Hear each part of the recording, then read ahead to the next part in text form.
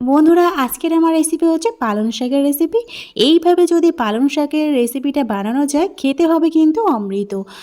গরম ভাতের সঙ্গে কিংবা রুটির সাথে সবইতেই অসাধারণ লাগে বন্ধুরা।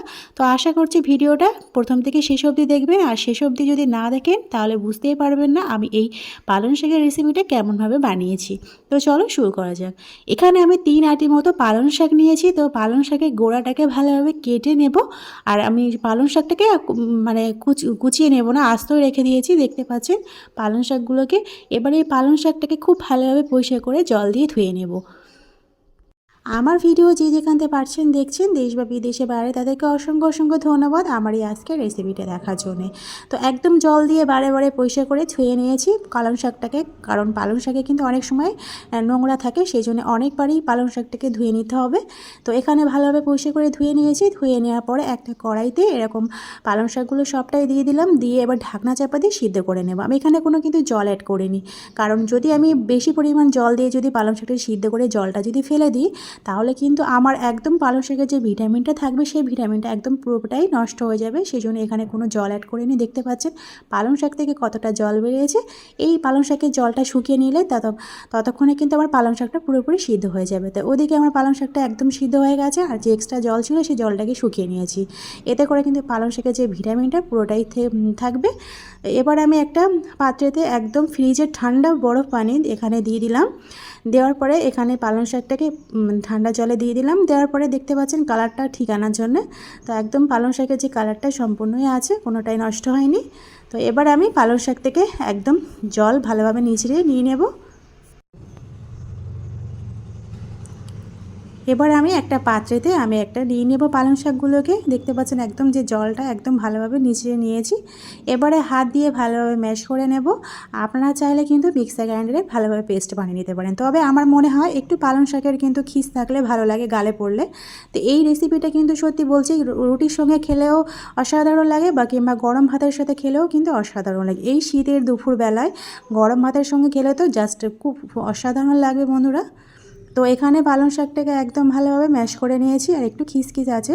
তো এখানে একটা কড়াইতে আমি পরিমাণ মতো এখানে সরিষার তেল দিয়ে দিলাম।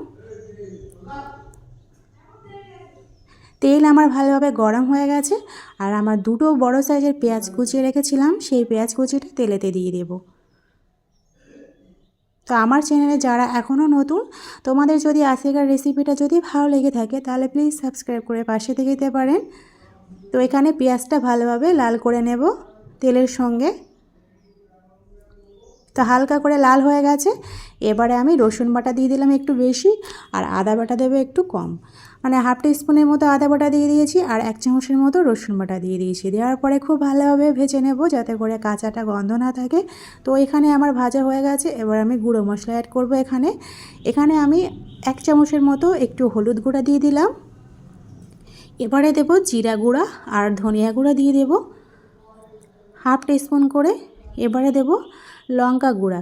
ঝাল লঙ্কা আপনারা ঝালটা যেমনভাবে পছন্দ করবেন, কম বেশি বা কম সেরকম পরিমাণ মতো ঝালটা দিয়ে দেবেন। তো এখানে ঝাল লঙ্কা গুঁড়ো দিয়ে দিলাম। দেওয়ার পরে সব উপকরণগুলো দেওয়ার পরে আমি খুব ভালোভাবে তেলের সঙ্গে মিক্সড করে নিয়েছি। এবারে স্বাদ মতো লবণ দিয়ে দিলাম। একটু শাকেতে একটু লবণ কম হলেই ভালো লাগবে। এখানে 20 টাকা দামের যে টক দইয়ের প্যাকেট পাওয়া যায়, সেই টক দইয়ের প্যাকেটটা পুরোটাই এখানে নিয়ে নিলাম। এখানে অল্প অল্প করে এখানে টক দই আমি দিয়ে দিলাম 3 চামচের মতো। দেওয়ার পরে খুব ভালোভাবে কষিয়ে নিতে হবে পেঁয়াজের সঙ্গে। যতক্ষণ না তেল ছাড়ছে ততক্ষণ না ভালোভাবে কষিয়ে নিতে হবে।